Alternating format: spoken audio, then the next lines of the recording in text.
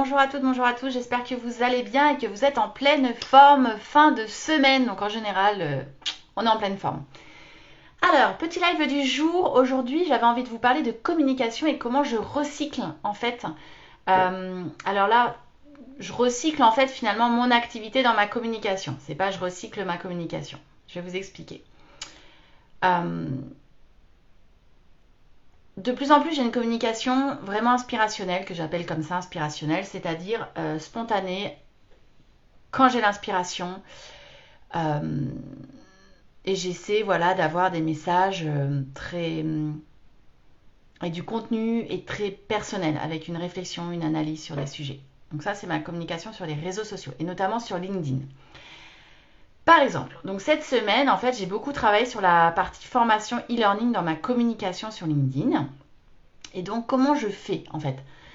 Ce que je fais, on est en début du mois, je regarde le mois dernier, comme je fais mon bilan en fin de mois, ça sert aussi à ça sert à nourrir ma communication du mois suivant.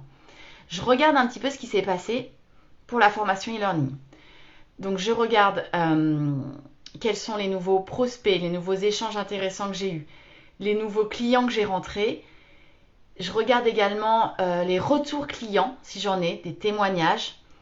Et du coup, je regarde quels sont les thèmes, par exemple là en formation e-learning, qui sont ressortis. Mais ça pourrait être la même chose, quels sont les thèmes en coaching, quels sont les thèmes sur les projets de reconversion professionnelle, sur les thèmes de médiation, etc.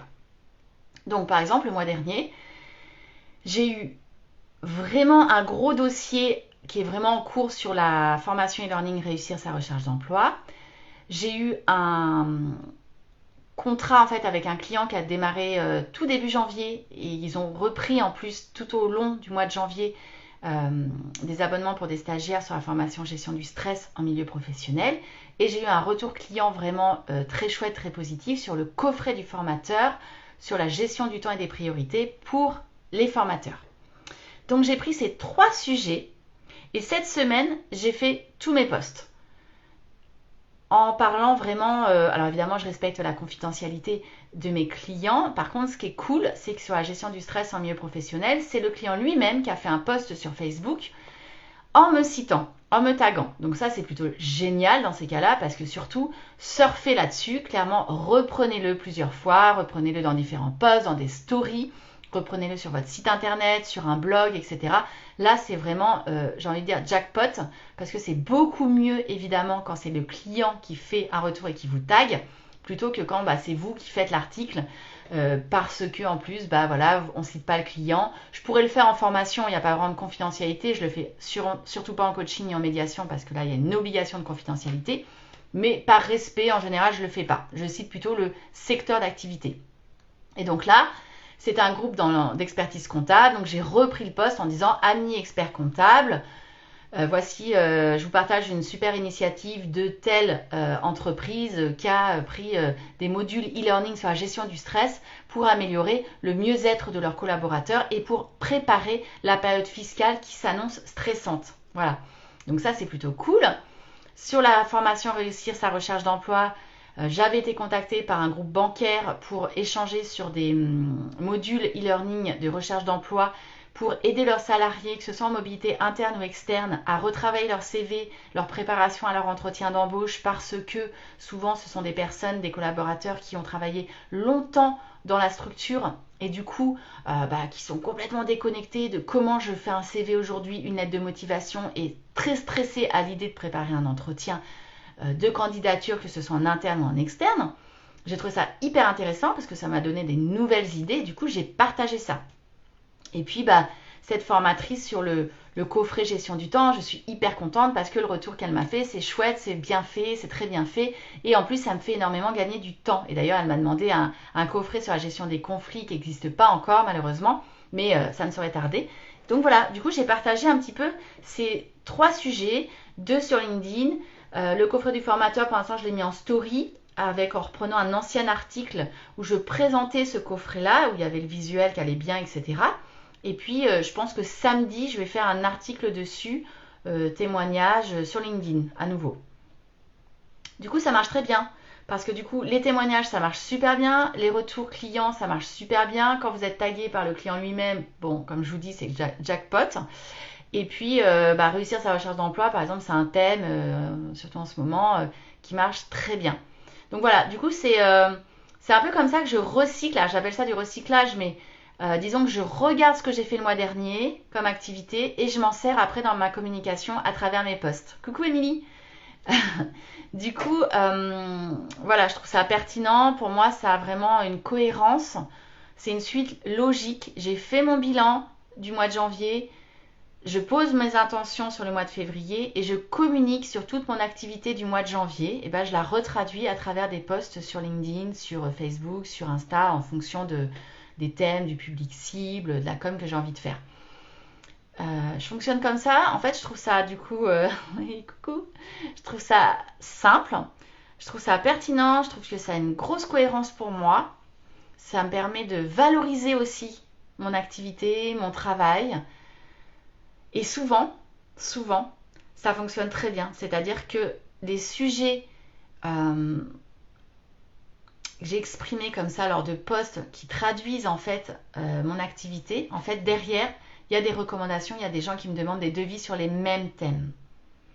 Ça, c'est intéressant. Et en plus, parfois, ça me surprend parce que je me dis, finalement, on pourrait se dire, ça se trouve, ce témoignage, il n'est pas vrai, ou cet échange-là, elle l'a jamais eu, etc. Et en fait, je pense que la façon dont on communique, l'énergie qu'on fait circuler, qu'on transmet, on sent, on voit, on lit que c'est réel, que ça traduit vraiment une réalité, parce qu'en plus, on utilise vraiment les mots tellement concrets de notre conversation. Et je pense que ça touche un tas d'entreprises qui se reconnaissent totalement dans ces mots précis. Et ça, on ne peut pas l'inventer en fait. Enfin, sauf peut-être si on est copywriter spécialisé, etc. Ce qui n'est pas du tout mon cas. Et du coup, ça marche très très bien. J'ai toujours énormément de retours derrière avec des demandes de devis, etc. Donc je trouve ça vraiment cool. Et encore une fois, je trouve que ça vient valoriser. Et en plus, par exemple, ce groupe bancaire, peut-être que j'aurai pas le contrat au final. Parce que c'est un gros contrat. Je ne suis pas complètement dans les clous au niveau de leur cahier des charges par rapport à ce qu'ils voudraient, parce qu'ils voudraient vraiment des capsules vidéo à la carte, etc. Alors que moi, c'est un parcours de formation monté de A à Z. Mais c'est pas grave. D'abord, c'était hyper intéressant. Ça m'a donné des nouvelles idées. Je trouve que c'est pertinent. Et puis, du coup, ça m'a permis de me dire, tiens, typiquement, en 2023, il va y avoir de la demande pour des modules e-learning sur la recherche d'emploi pour aider des collaborateurs. Et ça, j'y avais pas pensé. C'est pas seulement l'accompagnement dans le cadre de plans de licenciement, etc. Malheureusement, de l'accompagnement externe, mais c'est de la mobilité interne aussi. Pour les très grands groupes, pour les collaborateurs finalement qui n'ont pas trop bougé dans le groupe et aujourd'hui, parce qu'il y a des restructurations, on voudrait les faire évoluer au sein du groupe et potentiellement on voudrait les faire candidater ou mettre en valeur leurs compétences, etc. Ces gens-là, ils ne savent pas forcément le faire aujourd'hui, parce qu'ils l'ont fait il y a 30 ans. Et c'est hyper intéressant pour eux d'avoir des modules pour les aider à retravailler tous ces sujets-là, apprendre à mettre en valeur leurs forces, leurs talents, leurs qualités, leurs compétences, que ce soit du savoir, du savoir-faire, du savoir-être, peu importe. Et surtout, les aider à reprendre confiance en eux en valorisant leur parcours professionnel et en apprenant à en parler, et donc à préparer des entretiens d'embauche internes ou externes. Donc voilà, je trouve ça passionnant, et du coup, je me suis dit, génial, ce sont des super idées, et du coup, ça m'aide, ça nourrit ma communication sur cette formation e-learning, par exemple. Voilà ce que j'avais envie de vous partager aujourd'hui. J'ai plein d'autres sujets. J'ai listé plein de sujets, mais c'est bien parce que comme ça, j'en ai plein pour plein d'autres lives. Je vous souhaite une très belle fin de semaine. Et puis, ah oui, je me suis dit, tiens, ça pourrait être sympa de faire un truc comme ça aussi tous les vendredis ou tous les week-ends. Je vais plutôt faire ça le week-end, de faire mes 3 kiffs de la semaine, parce que j'ai vu que la vidéo sur les 3 kiffs vendredi dernier avait hyper bien fonctionné. Et je me dis, c'est un sujet plutôt cool, et du coup, je trouve que c'est très positif, et les gens aiment bien, etc. Donc, je pense que chaque week-end, je vais faire mes 3 kiffs de la semaine. Voilà ce que je voulais vous partager. Je vous embrasse, je vous dis à demain pour le prochain live. Ciao!